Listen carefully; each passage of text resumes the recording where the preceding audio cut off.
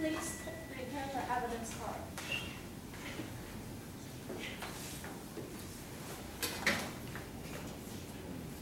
Negative rebuttal speech, 3 minutes.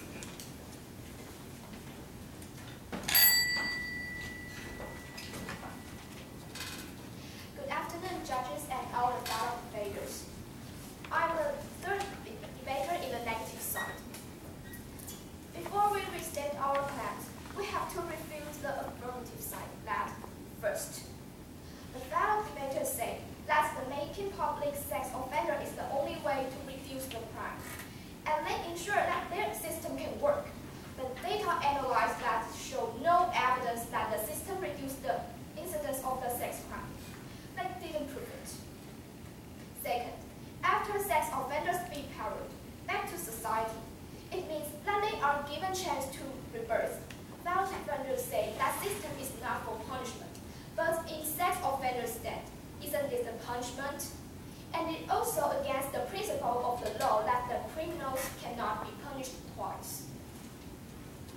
Third, the system sound and feel good when they are passed, but eventually they may also give citizens a false sense of security. Furthermore, we have to take into the consideration the high social cost it will consume. We will invest lots of efforts, time, and money in the manpower to do the supervision and maintain the follow-up monitoring. It's truly a so-called feel better legislation, but it only leads to worsening conditions instead of the betterment of the society. Back to our assertion.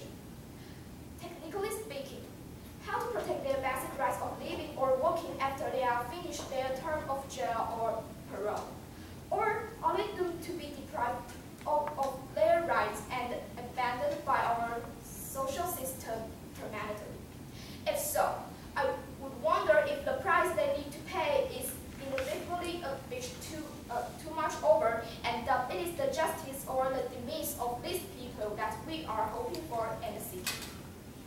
So, with the disadvantage mentioned above, the government should not make public sex offenders' personal information. It is never an effective or expedient measure for public safety. Instead, it violates the Constitution, assures human rights, and it acts like a killer too, to strangle their chance to get back to our social system. Don't you think it is kind of lost out of our social justice or waste of the social cost? So we are firmly against the making public the sex offenders' personal information. Thank you. Affirmative rebuttal speech, 3 minutes. Ladies and gentlemen, with the affirmative, would like to emphasize again that there are harms in the current system, and making public sex offenders' personal information can in fact effectively eradicate these harms. First, sex offense has been rated as the most frightening crime to the public.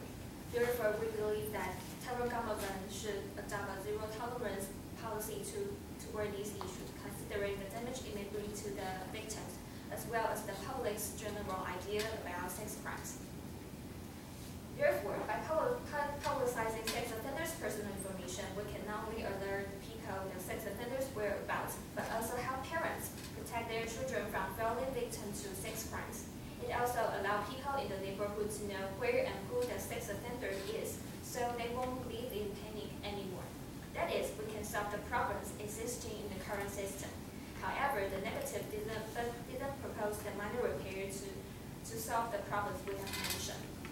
Now we'd like to reiterate our rebuttal to the negative's contentions. First, the negative have questioned the feasibility of our plan, asserting that it will cost extra budget to make public sex offenders' personal information. With the affirmative, admit that making public sex offenders' personal information does need a little higher budget. However, it can really help everybody live a safe and comfortable life. Second, our plan is mixed with the current system from the UK and South Korea. Therefore, the study done in America can prove that our plan isn't workable, because making public system in the US isn't a good model. Third, the negative argue that some sex offenders who are labeled well unable to get new jobs.